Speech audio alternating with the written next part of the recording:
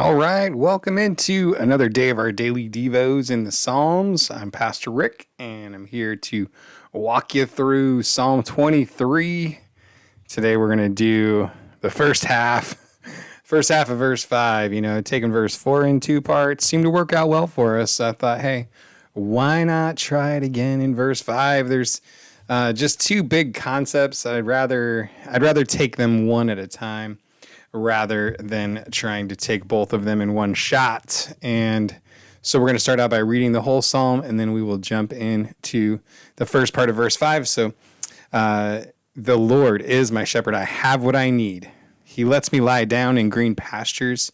He leads me beside quiet waters. He renews my life. He leads me along the right paths for his name's sake. Even when I go through the darkest valley, I fear no danger, for you are with me. Your rod and your staff, they comfort me. You prepare a table before me in the presence of my enemies. You anoint my head with oil. My cup overflows. Only goodness and faithful love will pursue me all the days of my life, and I will dwell in the house of the Lord as long as I live. All right, so we are in verse 5 today. You prepare a table before me in the presence of my enemies. That is what we're looking at today. And so, one thing that I think is kind of a cool thought is kind of God creating a place of fellowship, closeness, and communication, intimacy with him. The table in Scripture is, always something significant going on at the table. Important conversations are being had. Covenants are often being kind of cut at the table because of the fellowship that's going on. Maybe it's a covenant meal that's happening. Lots of important things happen around the table. So to think about God preparing a table before you in the presence of your enemies is kind of a cool picture that God is preparing a place for you to have fellowship with him, to be close to him, even in the presence of your enemies. That because your enemies are harassing you and coming after you does not mean that you have to be separated from him. It actually is a place where he might even create a specially intimate place for you to connect with him. So, in regards to shepherding and what the table is and means to kind of ancient shepherds, a lot of times big, wide, flat pieces of land up on the high hills were referred to as tables or mesas, or kind of a plateau type of thing. And a common job for shepherds would be to go up and to prepare that piece of land for leading the sheep to it.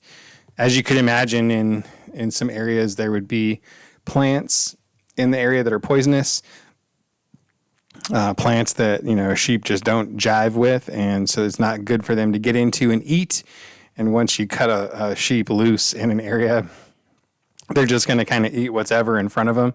And so there's a going and a removing of things that could be harmful to the sheep. Also to kind of scope out, are there any predators in the area that you need to be specifically aware of? Is there a particular part of that open land that you want to lead them into to keep the sheep safe? And so it's a pretty powerful, again, just a kind of a testimony of who God is, that he's this kind of shepherd, a shepherd that goes before you and prepares a table even in the presence of your enemies, those that would go to seek after you to harm you. And again, what that tells us is the best place for us to be is close to the shepherd.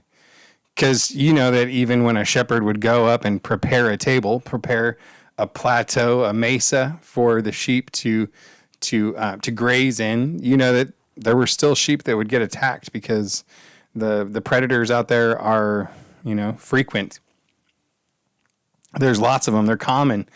But you would never really see sheep that remain close to the shepherd being the ones that are picked off. It's always the ones that are on the fringes, the ones that are out towards the edges of the flock that are going to be the ones that are picked off. And so this kind of also brings us back to a point of really supporting the idea of being a part of a healthy church community, because you can be a part of a church family, part of a group that's going to watch out for you. So when you're having a hard day, when you're struggling with something, you can get support, be supported through those times without being picked off by the enemy, because he's a roaring lion seeking whom he may devour. And that first initial attack of the enemy is to strike fear into the heart of the sheep. Oftentimes, the sheep would get so frightened and so fearful that they actually couldn't even make any noise to make the shepherd aware that there was a predator. And you get like cougars and other, different types of cat-like animals. They're just very stealthy, very quiet, and can come and go without hardly being noticed. And you weren't even able to have a cry for help, because the predator struck such fear in the heart of the sheep that it wasn't even able to ask for help. And I think it's another great point to think about. Are you staying close to the shepherd, or are you getting as close to the edge as you can? Or are you dabbling with life amongst things that could harm you? Or are you really striving for a high level, a high degree of holiness and set apartness, because you want to just be close to him. You want to be aligned with him, because you don't want to be drifting towards the edge of the flock and kind of putting yourself at risk. And so just some really great things for us to be thinking about in relationship to who God is and how he is towards us. He goes before us. He prepares the place that he's leading us into.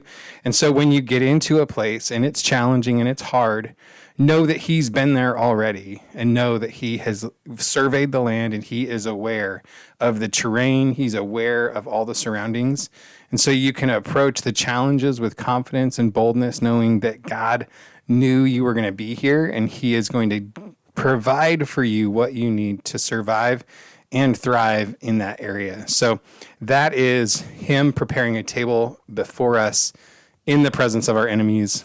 I hope you were encouraged today. God bless you tons and tons, and I will see you tomorrow.